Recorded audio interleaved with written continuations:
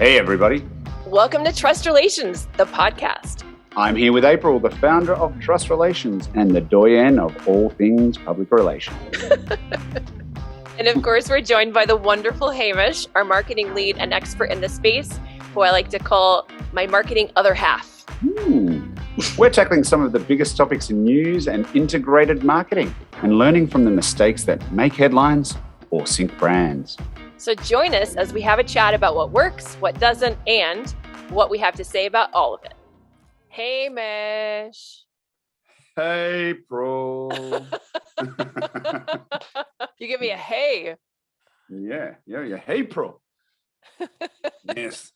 Yes, if you can do it to my name, I can do it to yours. How are you today? I'm good. I'm a little punchy, apparently. Well, that's all right, isn't it? It's midweek, Yeah, that's to be expected. I'm allowed to be punchy. How about you? Yeah, I'm pretty good. Can't complain. Yeah, pretty good. That's my Matthew McConaughey appropriation of all right. Oh, okay. All right. So it's the dark-haired version. That's it. It's exactly right. Okay, good. Mm-hmm. All right. Yeah. What's news with you? You got much going on? Well, the TEDx talk is out. Yes. Wasn't that awesome? Very exciting. The numbers of people watching are climbing, so that's both exciting and intimidating. Oh, well done. Congratulations. And for those of you who have not watched it, go watch it. It's awesome. Thank you. Hi, everyone. This is your show producer, Veronica, dialing in with today's communications buzzwords. April's word is aver, and for Hamish, the word is yakka. Happy listening. So do you want to dive into what's new? We should. You want to start? Kick us off today. Okay, so there's lots of Netflix news. Mm-hmm. The latest is basically that Netflix stands to make billions from ads.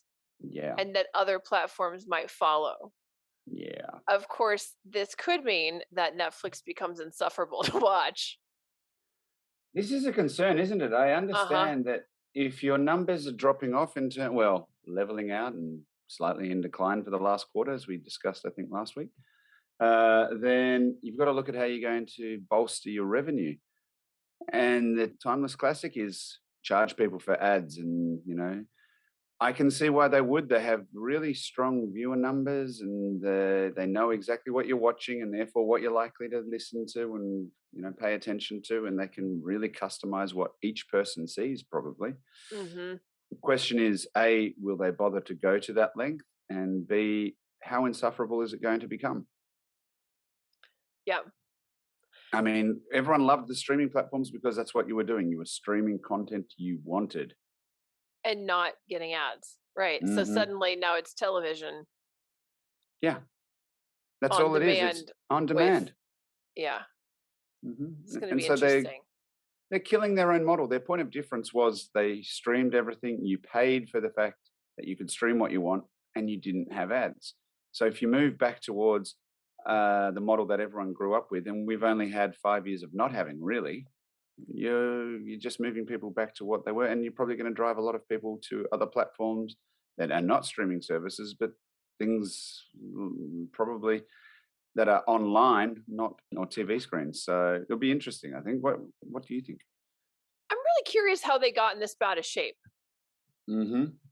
That's my biggest question. How did it seems like it's a very profitable business to be in streaming. How is it that Netflix is in such trouble? Do you have a handle on that?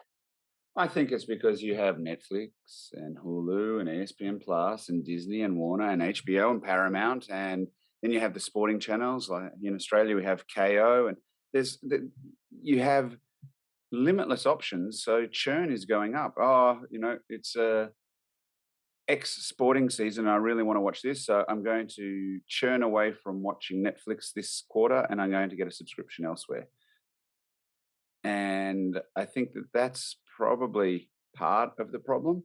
And I think digital saturation to an extent. Yeah, it's a good question. How did they get into this bad a shape? I think churn is probably the major one. And failure to continue innovating in the face of competition. And that really annoying autoplay function. Your favorite. Oh, it's the worst. How else do you get to binge watch things if it doesn't just automatically start for you? What I really don't like is that when you click on the app, even if you're intending to get to it in a minute, it just auto plays whatever the first thing it is it's serving up to you. What I You're don't talking like, about the previews. yes, I don't like when Mhm. you log in and it just starts playing, it starts forcing something down your throat when you're trying to finish making dinner or setting the table or like it's like, You see, I like that. do you? I like that because I found my latest show by watching one of those autoplays. Really? What's your latest show? Casual. Ah, I haven't watched that yet. Huh, interesting. All right, so maybe I'm alone in this. Finding it super No, I annoying. don't think you are probably, but yeah, maybe you are. It feels a little aggressive to me. Hello there, Robinson. It's like you're going in for a normal kiss and you get a French kiss. Like, no, I was wait, hold on. whoa, I was not ready for that. Pull back. That's how I feel. Like, yo, gotta warm me up to that. Like anyway, I digress. But I do think it'll be interesting to see how this changes. So what do you think it's gonna mean for advertisers? Again, a lot will depend on, I think, how much information Netflix makes available to advertisers. Will they allow you to target specific audiences to a microscopic level, and therefore you can actually target your ad dollars better? If they do that, I think that there is the opportunity for advertisers to leverage it for good use, or to their advantage. Maybe not for good use, but what it does mean is that advertisers are again having to split their budgets down to a very minute level. And whilst that's fantastic in the sense that it gives them better targeting capacity, it does raise the specter of whether or not they're going to have to increase their production costs to cater to multiple different formats. If you have something which you need to put on widescreen TV and you need to serve something else up for YouTube ad and something else up for an in-app ad, and your production costs are going up, and there's got to be a ceiling to that. I think the other thing is it might work really well for advertisers if it doesn't lead to increased churn. And I think the concern that we sort of touched on before is, well, what's the difference now to what is on mainstream TV if people are being served ads like they were in the old days with paid television? So will it work for them? I don't know. I think too many people are too skeptical these days, and I think that it's just fraught with danger for them. And what do we think about, do we know yet whether advertisers have any say so in the programs that they'll be advertising in? Or I is don't it know, just and I would wonder. I didn't find anything, and maybe you can tell me if you found something in your reading, whether or not they're going to be advertising during show, before show, or after. I think that the format that they allow advertisers to interrupt our viewing pleasure is going to be part of this puzzle. How do they, if they're showing it at the end between episodes, that they're going to stop you turning your television off, turning it back on, and defeating the program? Mhm. I don't Yeah, know. my concern from a brand reputation standpoint would be also if you don't have a a say in where you're getting your ad aired around what programs, then Mm. you could have a lot of off brand content, and with people worrying about getting canceled and shows that are going to be offensive, etc. I mean, it could create a PR nightmare Oh, if absolutely. you don't have any, you know, agency over whether or not you're going to do it with certain programs or not, certain shows. Well, I totally agree with that. And I think the other problem Netflix have, which could kill their subscriber model, is the fact that they have had to invest so heavily into original content, because a lot of the people who were providing content through to them before, your Disneys and your Paramounts, etc., have now got their own platforms, and therefore everyone is racing to produce their own content. The quality when you're producing at such scale obviously diminishes to some extent, I think, because Mhm. you're not curating it as tightly as you were before, potentially. And the relevancy of that and your audience size, because there's now so many different options on so many different platforms, is lowered. And so the audience, I guess, is dispersing a little bit more. So again, how do you tap into that as an advertiser? So I think that it Mhm. brings it back to what you were saying. This is a potential PR nightmare. Yeah. That's my scary looming overlord. It was terrifying. I'm shaking in my boots. PR nightmare. It's even scarier. Yeah, thank you. I Thank you very got much. chills. Terrified. PR nightmare. Do you want to elaborate a little bit more about why? Well, for example, the Dave Chappelle special that came out on Netflix recently created quite a ruckus. That's the kind of thing I would worry about on a PR side. If you advertise on Netflix and you're associated with content that ends up becoming something highly controversial, then what happens to your brand through You send up association? don't you just send someone up on stage to punch Dave in the face? Isn't that what just happened? That was Sorry, that too was soon? that was Chris Rock. No, overnight. I believe What? that there was. Yeah, I'm going to put you on Stop. mute as I find this. 1 second. I'm pretty sure. No. Yes, here it is. Comedian Dave What? Chappelle attacked on stage in LA during Netflix show. What? Comedian Dave Chappelle was attacked by a man who rushed on stage while the comedian was performing at a Los Angeles venue, police have confirmed. The man was carrying a replica gun and taken to a nearby hospital to be evaluated for injuries. Chappelle was not seriously harmed, they said. Oh my God. What? See, so this is how Netflix fixes this stuff. You create controversy. No, okay. So I'm not making a light. This is violence, and Wow, that's awful. Why you is can this take a time out here. happening? I mean, he got hit bad. Yeah, it's a big hit. That's insane. I do not care for this. It was joined on stage later by Chris Rock. People have now turned it into a Oh my God, Twitter did he really? hashtag. Chris actually said, Will, was that you? What? No, did he? Yeah, Chris Rock, after Dave Chappelle was attacked on stage, says, Was that Will Smith? Wow. That's. Someone else wrote, what was wild was that Chris Rock performed at the hashtag Netflix is a joke Chappelle show and joked about what happened to him. So there's now going to be an anti-Netflix movement, is there?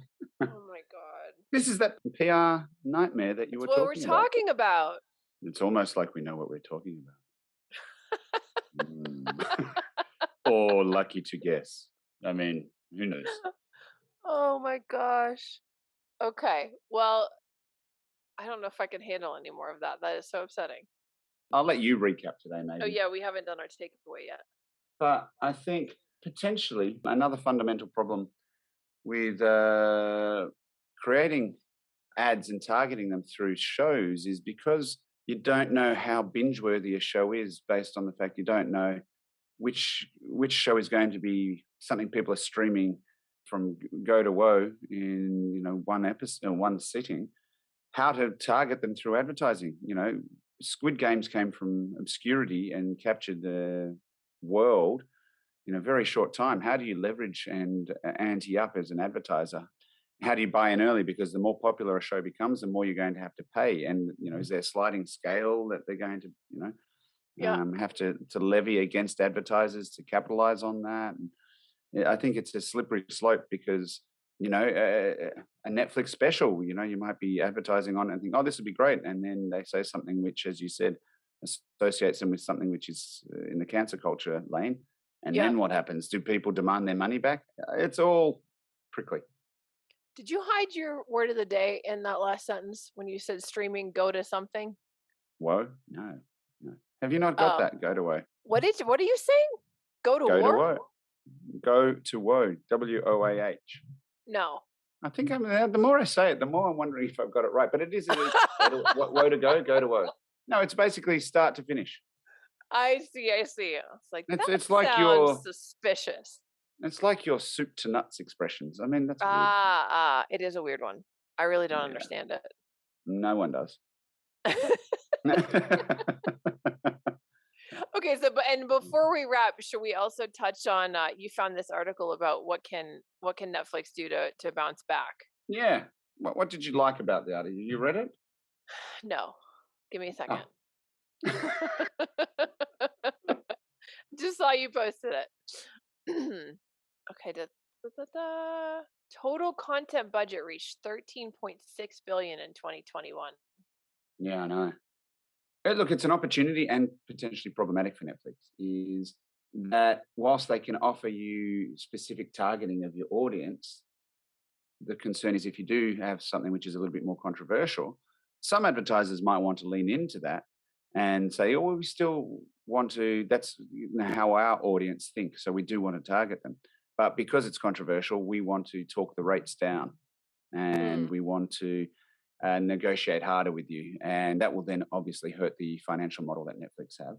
But what also is problematic for them is that what you're doing is risking alienating the content creators because sure, I mean, Dave Chappelle is polarizing people at the moment. He might have halved his audience size, but the people who still want to watch him are probably still as fanatical about him as they used to be. So how do you then as Netflix choose how much you charge? Because you're paying him the same amount to get him on.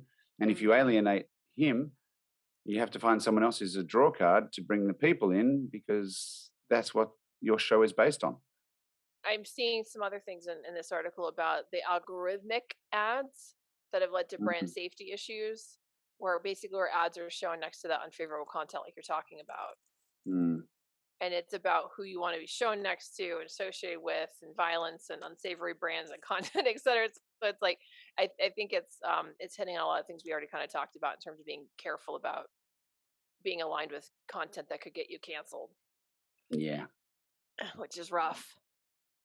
Look, it is. There will be a reset soon with society where everybody dials it. Where everyone's dialing everything up at the moment. I think we'll find a middle ground again soon. But yeah, it's going to take a little bit of time. I wonder if they just threw too much budget at this original content in an effort to compete with the other streaming services and just went upside down. I think that it didn't pay off. Some truth. That's sort of my guess. I mean, Netflix was first to market with all this, right? Like they had such a running head start. It's remarkable that now they're in trouble. Well, look, yes. I mean, they're not the first big brand to fail to predict the market. But you know who could save them? Who? Elon Musk. I walked right into that. I should have seen that coming.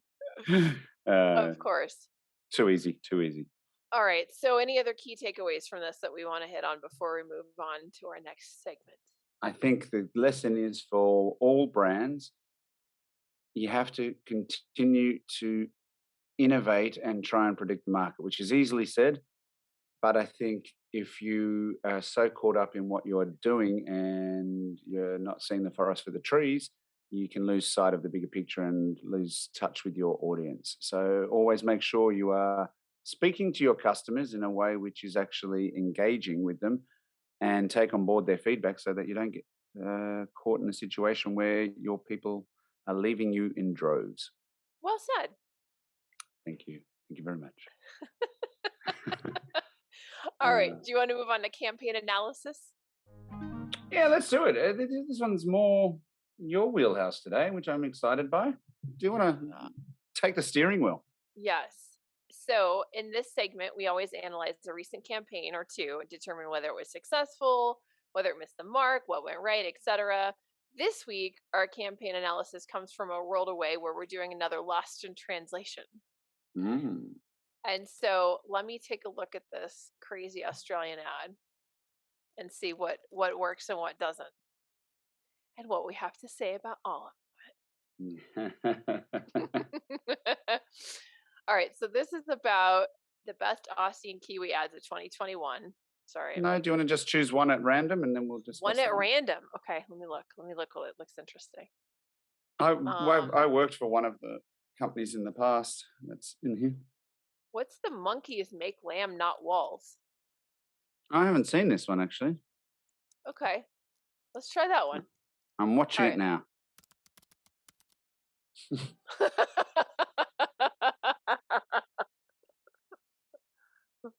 Oh my Um, God.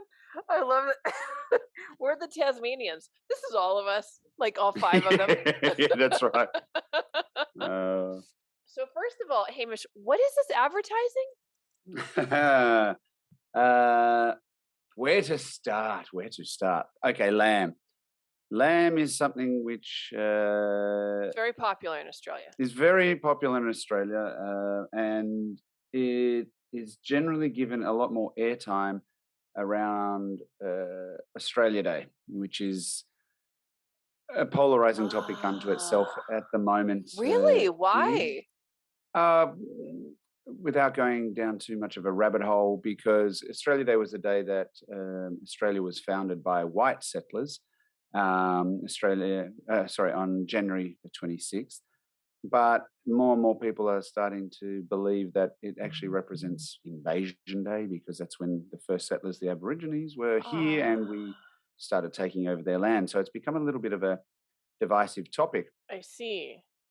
That aside, around Australia Day, which is a public holiday, there is a campaign that started many years ago for more people to be barbecuing lamb rather than meat, because lamb is one of our biggest exports and therefore we have so much of it. Why don't we make the most of it ourselves?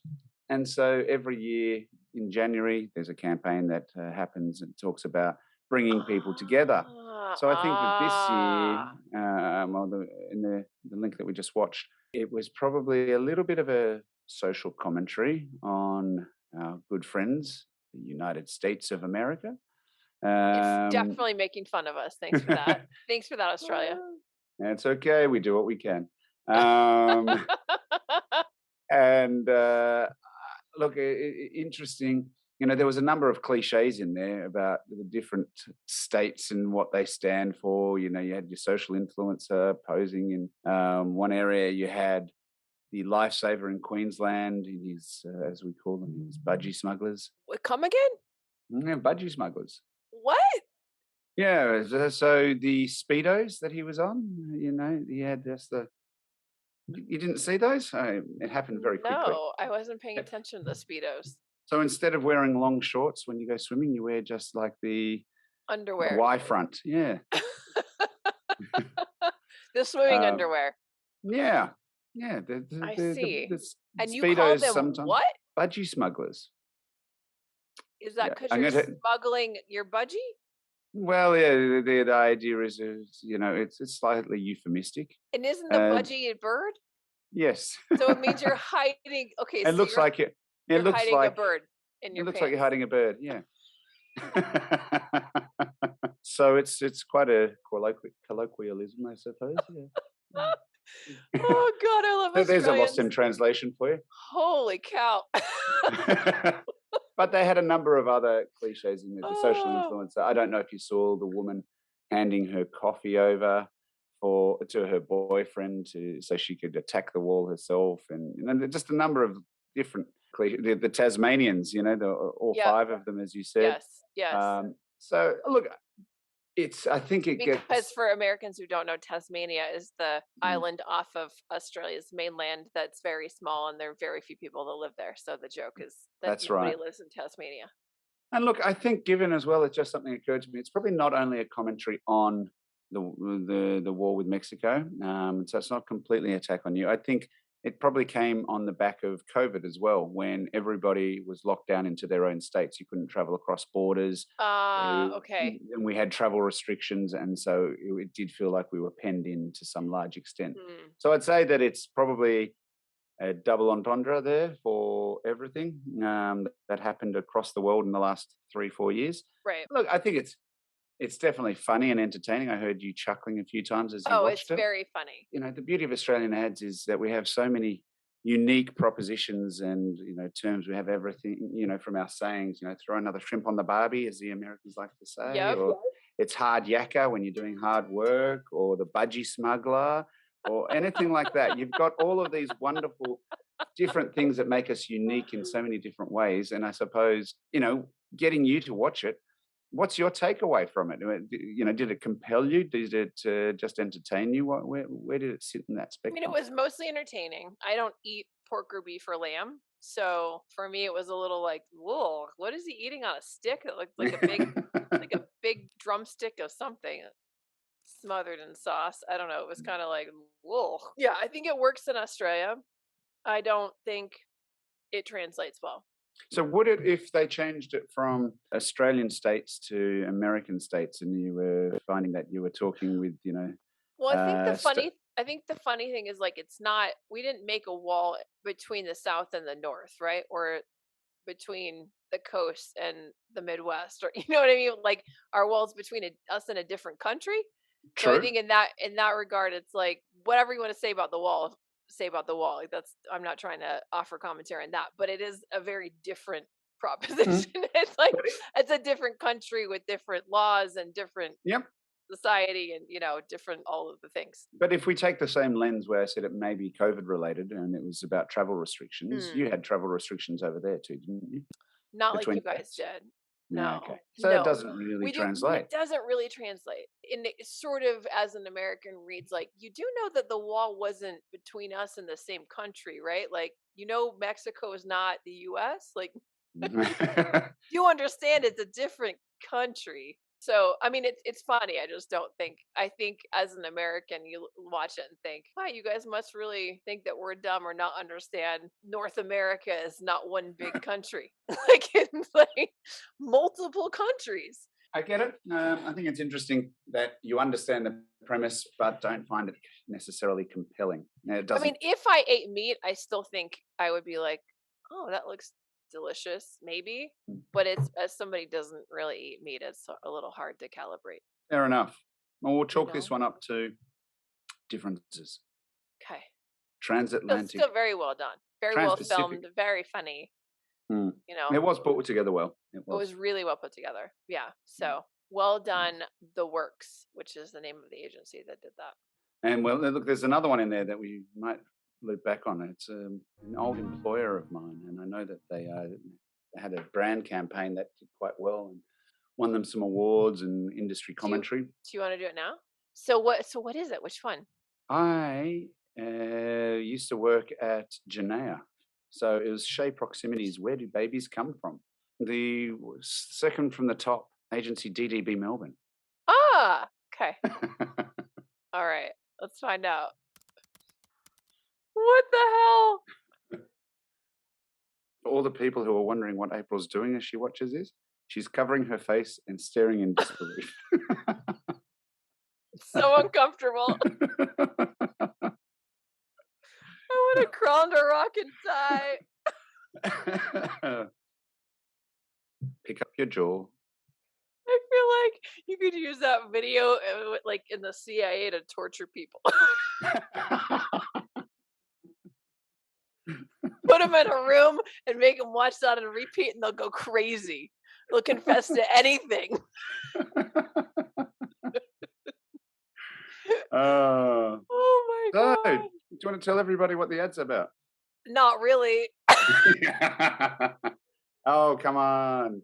This is what I did learn about working at Janaea, that you have to overcome the social taboos. Oh my God. So this whole video, for anybody who hasn't watched it yet, when you should try to watch it, try being the operative word. It's a 2-minute video set to let's talk about sex, from let's talk about sex, baby, let's talk about you and me, that one. And it's and it's cartoons doing sex in all of the positions, which then turns into people doing like IVF treatments, I think, like with needles and jerking off in the doctor's office, and like it's like the most uncomfortable thing I've ever watched in my life. You've summed it up very well, but it is people having sex. It starts off with cartoon drawings of penises and vaginas. Vaginas singing. Yeah, like vaginas singing. Let's talk about sex. Yeah, and it's holy cow. I know from my time in the industry that one of the big things is that people are trying to remove stigma around talking about sex, and a stigma about being unable to conceive and unable to successfully fall pregnant and the heartbreak that goes with it. And I don't know if you noticed that at one point the music cuts out and it talks about all the good things and the bad things, and it cuts out because she's not pregnant, and so the music really faded away. Drops out. Yep. Oh, right, the not pregnant thing. Yeah. Yeah. So they've thought about my how one to moment do it. of relief.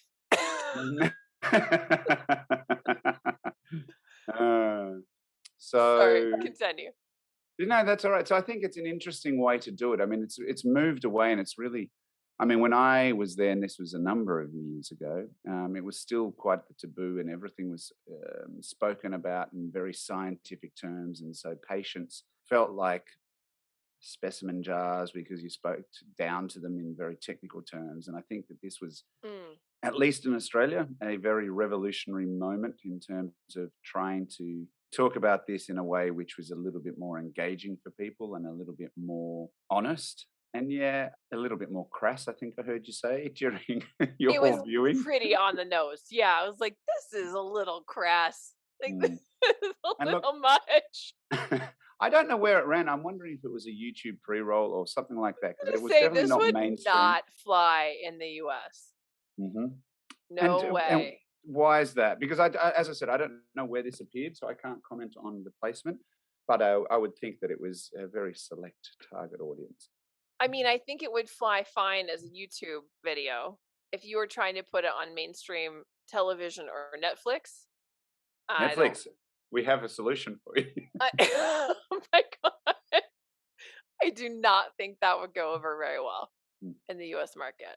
Just a guess. I think there's way too much of sort of a Protestant Christian culture still pervasive in the US that would find it to be a little bit over the top. Not the parts about the IVF, right? Not those parts, but the, a minute and a half of like cartoons doing it in different sex positions. The other parts are fine. But so the 30-second grab was okay, but that first minute and a half was torture. Yeah, the first minute and a half was like, now I got to the message. Okay, but before that. Look, I do agree with you. I think it would be interesting to see a cut down because 2 minutes is quite a long time. It's a long time to watch cartoons having sex. It's a long It is a long time. You don't even watch 2 minutes of sex in Bridgerton. Like and that's the steamy sex. And I mean, I could handle more than 2 minutes of Bridgerton sex. But this is you're not watching it like this? Like you were that one? Definitely not. Noted. I think, look, as I said, I think it would be interesting to see how they actually did get their point across and make IVF relevant in that moment, because 2 minutes is quite, as I said, a long time. But a long time. It definitely would get people talking, and I think that that's the thing. You've got to get people talking about an industry which is seen as taboo, which is seen as something you don't talk about because it's impolite. And I think this changes that conversation dial a little bit. Yeah. No, I mean, it does that for sure. It probably works in Australia better than here. Well, the onus is on you to find something as equally confronting for our next episode of Lost in Translation. I don't know if it's possible. Oh, come on, you Americans. All right, I'll do my best. Yes. Excellent. I look forward to it. All right. Well, I survived that. Should we move on to something less abrasive? Oh, all right then. Okay. What would you like to talk about? What was your takeaway from the Janaeas? Where do babies come from? I understand what they're going for in terms of it being attention grabbing and humorous and trying to make things a little bit less heavy. For my taste, it goes a little too far in that sort of in that direction of like asserting itself, with this like aver. It's like way too much, but it's like I do understand what they're going for. I think if they chopped it down a bit and tried to make it like 30 seconds, I think a little bit of cartoon sex can go a long way. I don't think you need quite that much of it. And then maybe get to the message faster. But I admire their avarice, right? They're like, I admire their sort of like going crazy with being aggressive. Is that your word of the day? It's not. Avarice. Yeah, thank you. Well done again on your vocabulary. Well, thank you. I guess we both like guessed the wrong one today, so we're both trying to step up our vocab game. Yeah, we are. And I'm pretty sure you've already got yours in then. I don't know. She did not fall for it, people. I did. But I don't know if you got yours on yet. long time ago. Oh. Damn it! No wonder you're so cocky. Yes. Okay. Let's move forward, and we can wrap up on our. We'll find out what happened later. Okay, so marketing conundrum of the day. Yes. Which is recent. So this is where we discuss a recent marketing conundrum we've encountered, hash out some possible solutions. And today is about is marketing's reliance on social media compromising our ability to capture attention in the future? I need to take a quick peek at this. Look, the summary of this is a professor has done some research into the concept of multi-device usage and whether or not it really does play into the advantage of advertisers. With kids watching something on Netflix, they've got a computer next to them, and then they're sending messages on their mobile device. How well are they multitasking? Are they actually paying attention to any one platform enough that an advertiser on any of them is going to get the cut through and traction that they're wanting? And therefore, how effective can they be? And then, is social media, because this is what is driving a lot of this instant gratification need, to blame? And therefore, is the reliance on that social media going to compromise who we are and how we interact in the world into the future? Very well put. Thank you. Yeah, this is interesting. Look, I think from personal experience, it is problematic. I have two kids, 12 and 10. You had to think about that. I was going to say 12 and 11, and I was like, no, he's not quite 11 yet. He's soon, but not yet. I just didn't want to get it wrong. I've said a few times that the big thing that I notice is their attention spans are much shorter, because if they don't like a show, they just flick over and they go to something else. So I don't like this part, I'll go to the next part. And even to the point now where I can send a voice note to them. I sent a voice note recently, and my son was out walking with my wife, and she heard him just fast forwarding bits of the thing. And she said, "You're not listening to what your dad said." And he goes, "Yeah, but it was a bit boring, so I just wanted to get ahead to see what he had to say." And it's like, this is this whole pervasive thing that if I don't like what I'm listening to or what I'm watching, I'm just going to skip ahead till I find something that resonates with me or that I find interesting. And we've spoken to our friends with kids similar age, and they all are doing it. It's this whole oh my God tipping forward. And so, you scroll through your phone, you look at an Instagram reel, it's 30 seconds, it's great. You go to the next one, and then the next one. If you don't like it, you just scroll through faster. And I think that it has really broken the concentration spans of this new generation, and probably the one before that grew up with it. And I think when you look at that from a societal point of view, it's a massive problem. When you look at it then, therefore, as advertisers, and when we talk about marketing, how do you break that cycle? How do you make your marketing have more impact when you can't keep the attention of your audience in the first place? So as you were just saying, that video from Janaea before was too much. And the same with the turkey thing, right? You were 2 minutes of watching people in a dystopian future, 2031, and then finally there's a turkey leg. But if you're not paying attention, lamb leg. Lamb leg, of course. Mm-hmm. But if you aren't paying attention, don't watch it all the way through, then the whole ad is all for naught, right? They watch the first 30 seconds and I don't know what this is about. So well, that's exactly right. And so everyone's attention spans are getting a little bit less, whether it's by virtue of the fact that we have a million emails to go through each day, Slack channel conversations to talk about, phone calls that we have to make, documents we've got to write, have some time out to watch some Netflix, to watch steamy sex scenes in Bridgerton. That's me. Yeah, whatever it might be. How do we do it all in a meaningful way? And then there's social media. We've got this and we've got that, and we see this and we do that. And it's this whole false narrative. Advertisers and marketers have to try and circuit break that, and this is what that article goes into. And I think it's Really obvious, but really strong question.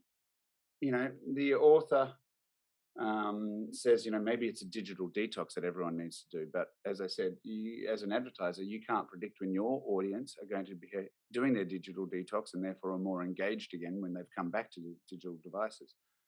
And this whole human trait of FOMO, we are, here's my cell phone and here's my laptop and and we want to be dialed into everything as much as possible. And the irony is we're not dialed into anything with any intent to the extent it probably should be. Mm-hmm. Yeah, it makes it really hard for anyone to focus. It's interesting. I mean, I guess then advertisers need to focus on things that are really attention grabbing really quickly and have multiple touch points for those short attention span messages, right? But it's I going to think make the it really irony, difficult for anything that's got substance. the irony is though that podcasts and things like that people are listening to in greater length and more often. So there is still the ability to have attention span. So is it maybe that we're moving away from eyeball style consumption and more to the listening consumption? Eyeball style. Eyeball style.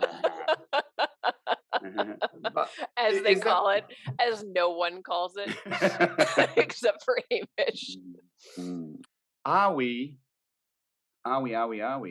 moving as a society away from screens and we're moving more to reading Authentic proper connection. things and authentic connection, listening to people on podcasts or shows, etc.? Is that where we're moving back to? And then I was going to ask, from your perspective, the PR world,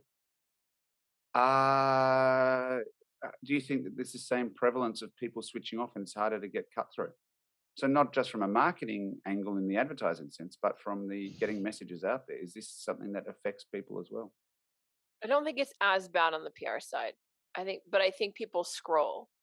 So I think that it needs to be obvious in the article if you're scrolling what the message is, or you have to have really good subheads. So if you're doing a byline article, for example, I don't think most people read the full byline, but I think that they look and they say, okay, let me look at the subheads to get an outline of what the article is about.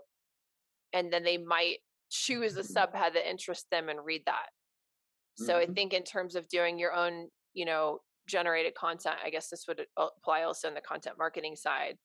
I think having an outline that's very clear in terms of the headline, which needs to be attention grabbing, and the subheads is really important because I don't think most people read the entire thing. I think in an article you don't have control over that because somebody else is writing it, right? You're just doing earned media. But that's why having really compelling visuals is important too. And if you can get your visual included, if you have a product that you're pitching and it's included in the article, then that goes a long way too. Because people are at least going to see that even if they don't engage with the entire, content of the article. No, that's a really nice summary, actually. I hadn't thought of it like that. Yeah, subheads do break up the attention and allow people to choose what they want. It's like skipping ahead. Yep. Nice. Yeah. So, is it a wrap on that? It's a wrap. Okay. do you want to do a key takeaway for us? A key takeaway, I think, is that society is becoming more disengaged and looking to feel good quickly. And as marketers, our role is to try and figure out how to disrupt that. And I think it's society actually that needs to disrupt that, because otherwise we're going to turn into this society of 30-second zombies where if it's longer than 30 seconds, we can't digest it and we don't take it in. Right. I'm not sure if that's a really succinct summary, but hey, it works. I think it was good. Okay. I give you a star for that. Yay. Me, I put it on my wall. Maybe a red or blue one, maybe not gold, but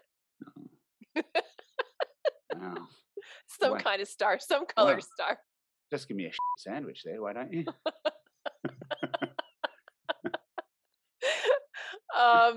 Should we move into campaign essentials, this new segment?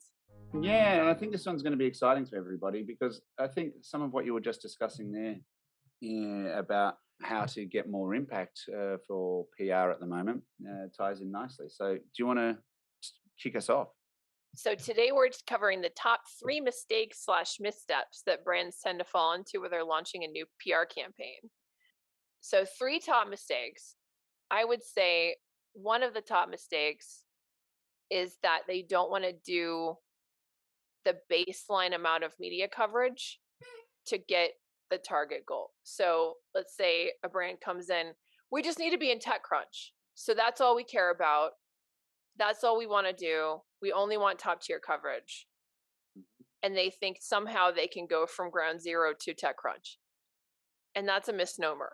Every once in a blue moon, it works, right? If you have something truly out of this world that's never, ever been seen before, and or you have an enormous amount of funding, or you hit a trend right square in the bullseye, or there are exceptions to this. However, it's like with anything else, you have to earn your stripes.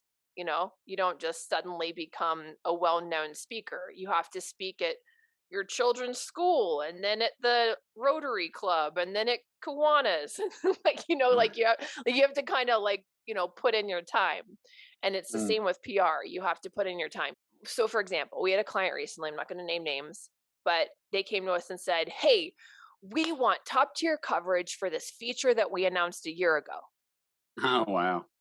We said, okay. And they said, I really feel like it's possible. And one of our team members said politely, we can feel a lot of things, but it doesn't change the media landscape. What the media is looking for is something that's a relevant story. So we therefore have to bridge the gap between these two places, right? Like your desire and reality. Didn't say it that rudely, but that's basically what she was getting at, right?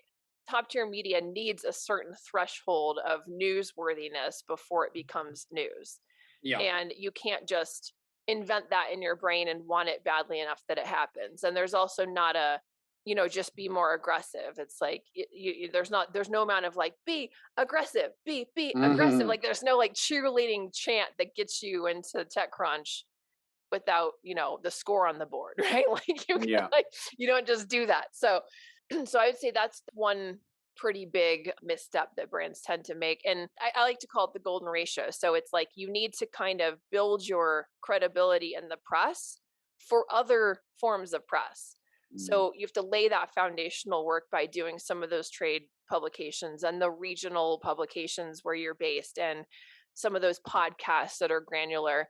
And then when those top tier media Google you and they look at the news Google, which they're going to, right, and filter by that, they'll see, oh, you've been these other places. I guess it warrants coverage at this point. And they're using that as a barometer. So just because you're getting something that is lower hanging fruit doesn't mean you're not going to get top tier. It doesn't mean it's worthless. You have to have that foundational piece laid to build the pyramid to the top. So that's one thing. Another big misstep that I think brands make when they're launching a PR campaign is they just want press for the sake of press, but they aren't thinking through what they want the press to say, and or in what media outlets actually going to be strategic for them to be featured based on their target audience. So I had one client that had a PR agency that was pitching them for television. It was a pet supplement company, and they got them in a Newsmax TV show about the tiger at a New York zoo and whether it got COVID or something like that. And he was over the moon because he was on national television. And I thought, A, Newsmax is really conservative, and I know you as an individual are very liberal, like very left-leaning.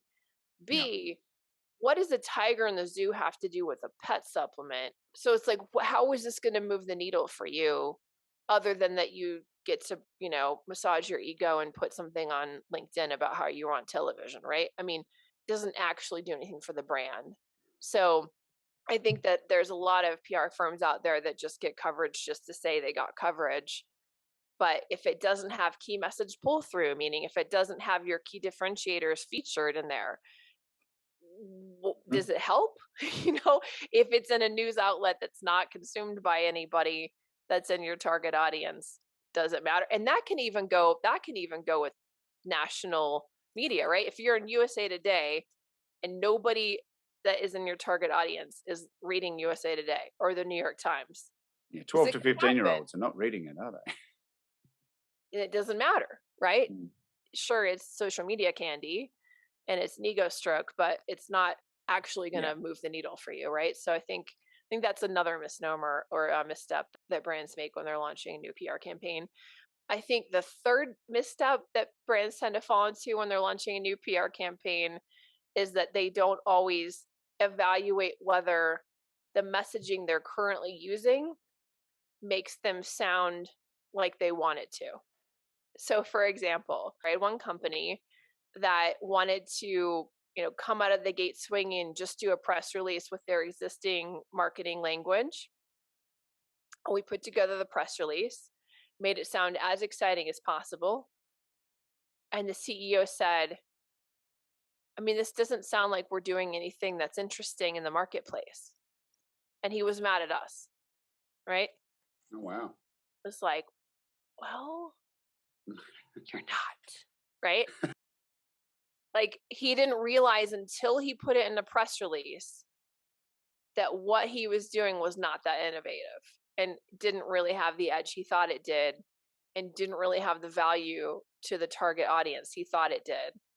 And so I think a lot of times what can happen is somehow you think press is going to validate your assumptions about yourself, and it's not, right?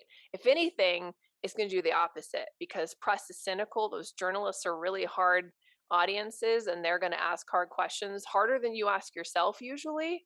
Yeah. And so that's exactly why, I mean, I'm sort of setting myself up here to advertise the trust analysis, which I didn't really intend. But that is why Hamish and I now do this trust analysis for all new clients coming in on the PR side and across the board, because we need to make sure that what you think you're saying about yourself and what you think your differentiators are and what you think makes you special, you can substantiate. So do you have the data? Do you have the statistics? Do you have the case studies? Do you have otherwise have the proof points, right? If you don't, then we need to work on that. It's not to say you're rotten and you're not a good client, we don't want to work with you. It is to say, okay, let's tweak where what we're saying about ourselves doesn't match what we're doing, and make sure that your storytelling are locked. I've always loved that expression, the story doing, the storytelling. It's a nice one. You did well with that one. Thank you. Yeah. So I would say those are the top three kind of missteps that brands tend to take. And it is why we do the trust analysis followed by messaging exercise, because what we don't want to do is just put out language that they think they're happy with from 3 years ago, but haven't really thought through carefully. And then it comes back on us because it looks like we're not making them look special or exciting or interesting. And it's like, we pulled it from your website. What do you mean you didn't update it? Yeah. So. Well, the other side of that is if they're telling you things that aren't reflected on their website as well, then the storytelling is not in alignment either.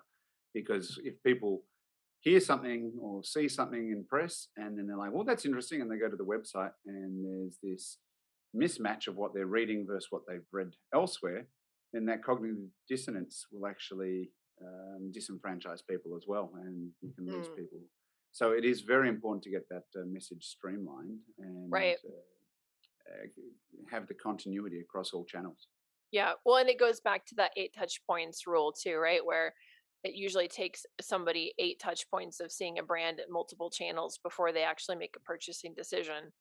And if it's not a consistent message, then you've, one of those touch points is thrown out. Or it just makes it confusing. It does make it confusing. And I think as well, it was 8 touch points. I think it's even higher now, I read recently. And I won't quote a figure, but I think that lends itself back to, it's relevant in the context of what we discussed before, that everyone's consuming things on multiple screens at the same time, and no one's taking anything in. So 8 touch points is not enough because you're not really engaging with the content. It's not going in. So I think there is a big problem there. Agreed. Oh, good tips for everybody there. Well, thank you. Do you want to do the Thank key you. takeaway since I just rambled on like I was on, stage doing a monologue about PR mistakes?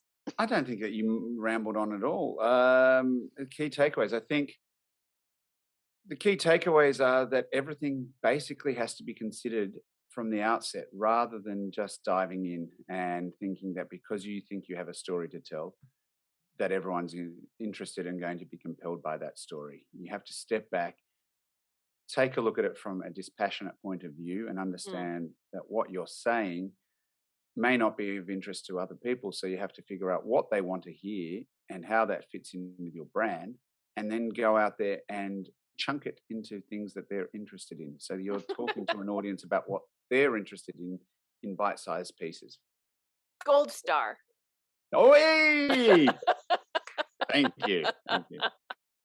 You're welcome. I'll take it. I will take it. So now I hate to get into our next segment because I know it's always me beetle bombing.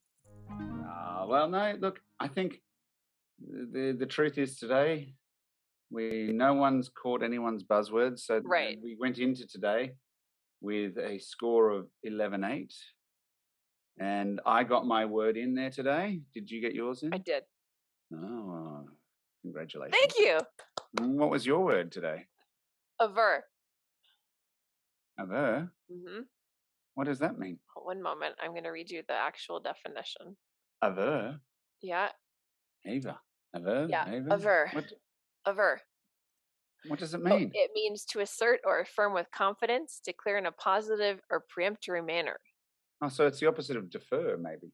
It's also used to allege as a fact. Oh, okay. As so in law. you used that. Wow.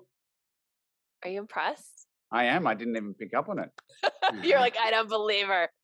I don't know when you got it in. I want to hear how you used it in context. And I didn't pick it up because I had no idea what it means. Mine was yakka. What? Yeah. Yakka. When did you say yakka? During the ad, watching the Australian ad, and I said, there's a lot of Australian terms that people use and that may not reverberate. And I said, there's things like throw another shrimp on the barbie, which Americans use more than we do. And there's hard yakka and there's budgie smuggler. And I just missed hard yakka. Yeah, yakka is work, especially hard work. Is that actually an Australianism, or did you just slide it in there like it was? Look, yes, I would say that it is probably an Australianism that's not used as often as it used to be. And I just got so smitten with the budgie smuggler that I just missed it. Yeah, that was subterfuge. Look over here. Terrible. Terrible. Yes. So cunning. No, thank you. I set that one up well today. Apparently. Yeah. All right. Well, I'm getting wiser to your methods here. Yes, I shouldn't give all of my clues away, should I? So that takes our scores to 12 v 9. Yeah. I could still catch up, but it's still pretty hopeless. Well, I like our new rules for next season. Losing a point for wrong guesses, I think. Veronica's just message. Oh, I don't like that. I do. It's Hamish, 12, April, minus 17. Well,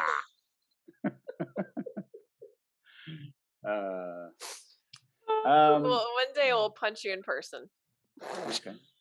All right. Should we wrap it up? I think so. It's been a very enjoyable episode. Thank you very much. Thank you to everybody for listening. Don't forget, you can tune in every 2 weeks to catch a new episode.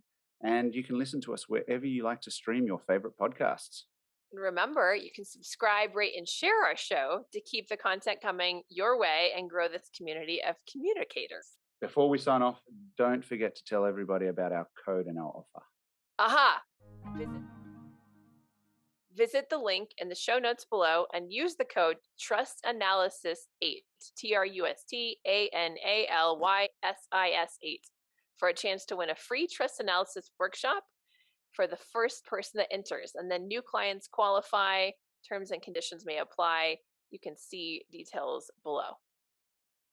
Very good. I'm still waiting for you to do it in your speedy voiceover voice.